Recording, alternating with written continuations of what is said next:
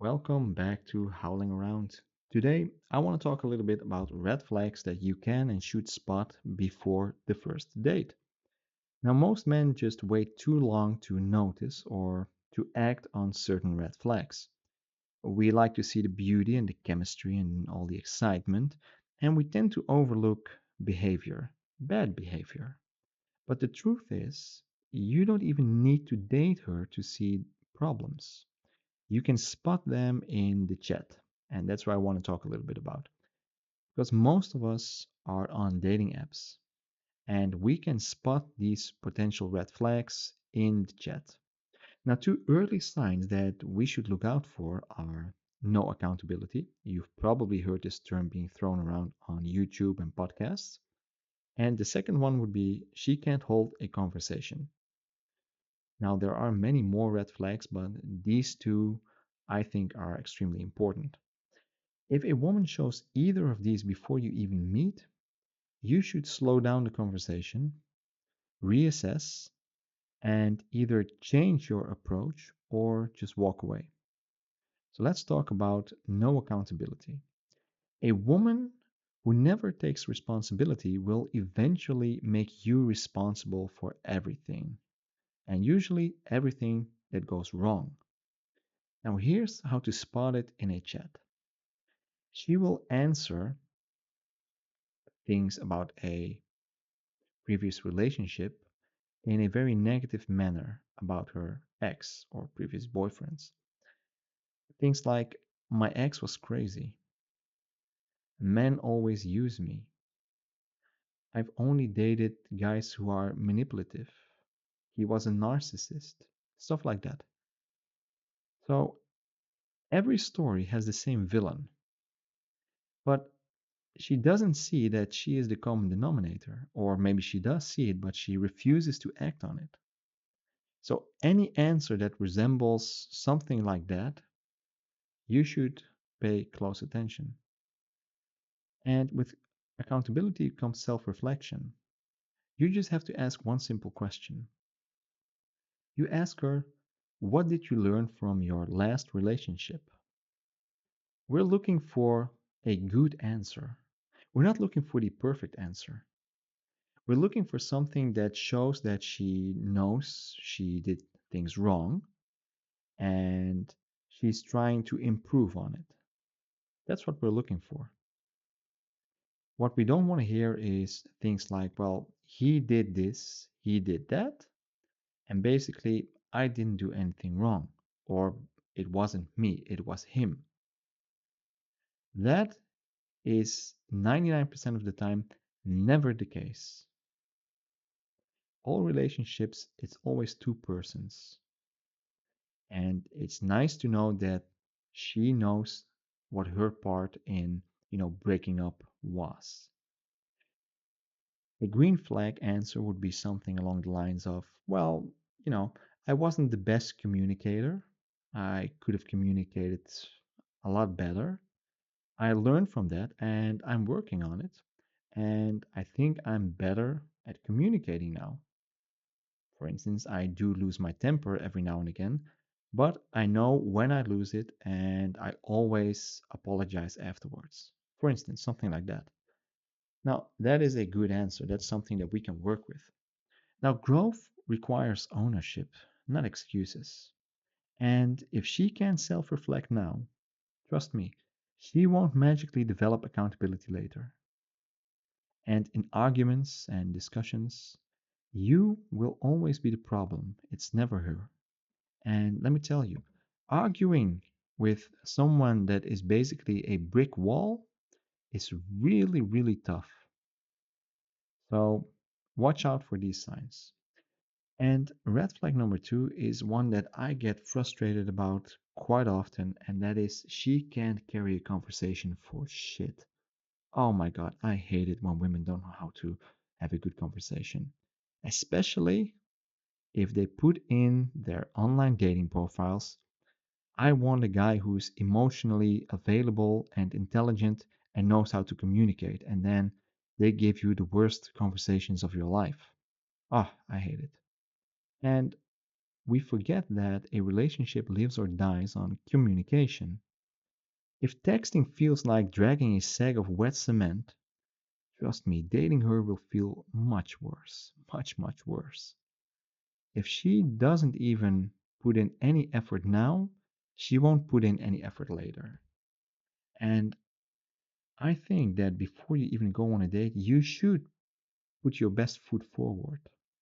You should be light and fluffy and, be excited and open-minded. Be nice. Try not to be a dick. That goes for men and women. So some signs that you should look out for. One would be the one word replies. You answer something, or you ask a question, or you say something, and she replies with LOL, nice, maybe, sure, all those types of answers. They don't add anything to the conversation. It's not shyness, it's just a lack of effort. And I have a rule. If I say three things or ask three questions, and basically my question is longer than the answer I'm getting, I'm out. Because I know you're not putting in any effort now, so I won't be putting in any effort either. I'm out. She asks no questions back. If she never asks about you, she's not building connection. She's just waiting to be entertained. So let me give you an example. Happened yesterday. I had a match on Bumble, and I matched with this woman who looked somewhat exotic. So I asked her, okay, so your roots are probably somewhere in Spain or Italy, somewhere around those countries. And she said, no, not really. I'm from the Netherlands. So I replied with, oh, well, that's okay. It's not as exotic as I thought it was going to be. And she didn't say anything. Then, after a few hours, she answered or she replied with, okay, so now what? Basically, she forgot to ask me a question because based on my profile, you know that I'm not from here either. So I replied with, um, well, I acted like I was her. So I said, oh, you seem nice. Where do you live? Where do you come from? And I answered my own question as if I was her and then replying as myself. Hope that makes sense. And then she unmatched me. Basically, I'm asking a question, you give an answer, I reply. Now I'm wanting a question from you. I asked you about your heritage, about your roots. I was expecting a question from her about my roots also, but she never questioned me about it. And that just sucks. It's like, okay, so I'm going to ask questions, you're going to give short answers, and that's going to be the conversation. That's just silly. So I got a little bit pissed off. So that's why I replied with, okay, basically, here is how you should do a conversation. I'm asking you a question. Now it's your time to ask me a question. Long story short, if she doesn't ask any questions back, she's not building connection. She's just waiting to be entertained. And you're the dog that needs to dance. So, how can we test it? We can ask something like, what are you passionate about? What are your hobbies?